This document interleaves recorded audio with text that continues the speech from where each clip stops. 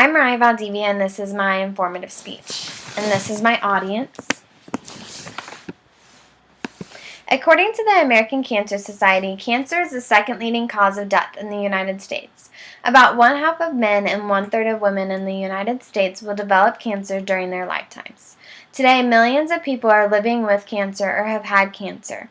But not a lot of people know about the history of cancer and when it came about. I am currently a student at Washburn University studying biology in hopes of going to medical school and becoming a physician. After researching this topic for many hours, I have come to know the history of cancer and how it develops over many centuries. There are many types of cancer, but one thing that they all have in common is that they all start with the uncontrollable growth of abnormal cells in your body. The word cancer comes from the Greek physician Hippocrates, who is considered the father of medicine. He first called it carcinos and carcinoma, which referred to the finger-like spreading of cancer throughout the body and made the shape of a crab. Celsus, a Roman physician, later translated it into cancer, which is the Latin word for crab. The word oncologist, meaning the people who study cancer, came from another Roman physician, Galen, who used the word onkos to describe tumors. Onkos is also another meaning for swelling. There are 6 cancer theories, or cancer-causing theories. The first cancer-causing theory is humoral, which was believed by the Hippocrates. We have 4 humors, which are also known as body fluids: blood, phlegm, yellow, and black bile. When they were all balanced, a person was considered healthy. If they weren't, it caused disease. An excess of black bile was thought to cause cancer, but they did not have enough research to prove this theory because they were not allowed to further research this topic because of religious beliefs. The second cancer-causing theory was lymph, another body fluid that was thought to be one of the most important along with blood. Stahl and Hoffman theorized that cancer was caused by lymph that was degenerated and it varied in density and acidity. John Hunter later became one of the supporters of this theory. John Hunter was also a surgeon and said that tumors were composed of the lymph that was constantly thrown out by blood. In 1838, though, Johannes Muller, a German pathologist, showed that cancer was made up of cells and not lymph. So that came up with the fourth cancer cause theory. He theorized that cancer was made up of the buds that grew in between the tissues in our body.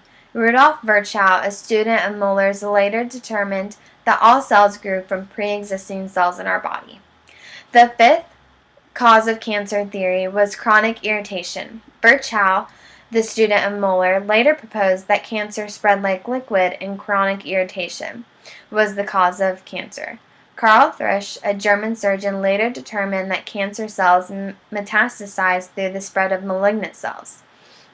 Trauma was the fifth cancer cause theory, which was believed despite the fact that injury to experimental animals failed to cause cancer. The infectious disease theory was the sixth and final theory of the cancer causes. 2 doctors in Holland theorized at the same time that cancer is contagious based on a case where multiple members of a household had breast cancer. People widely accepted this and thought cancer was contagious, and people who had cancer were told to stay away from cities and towns because many people feared the spread of cancer. Later in the 18th century, people started to realize that it was not the cancer that was contagious, it was the bacteria and viruses and pathogens that increased the risk of getting cancer. Some of the common cancer types, according to the National Cancer Institute, was bladder cancer, breast cancer, colon cancer, leukemia, lung cancer, melanoma, thyroid cancer, prostate cancer, and pancreatic cancer. I had handed out a handout to my audience, and it has pictures of an x-ray of lung cancer that was found on WebMD, and also a picture of malignant melanoma that was found on Medicine.net. So now in the 21st century, we still do not know the exact cause of cancer. We have learned more and more about cancer in the past couple of decades than we have learned over many of the centuries that it has been studied. People are diagnosed with cancer every day, and we do know that it can be passed down from generation to generation, and that a lot of families are affected by this. The estimated number of new cancer cases that are diagnosed in 2014 in Kansas alone is 14,630.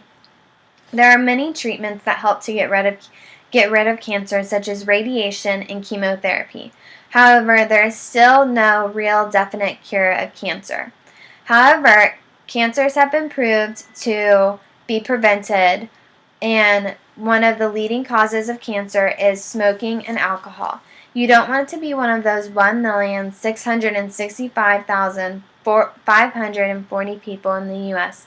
that are diagnosed with cancers that you could have prevented.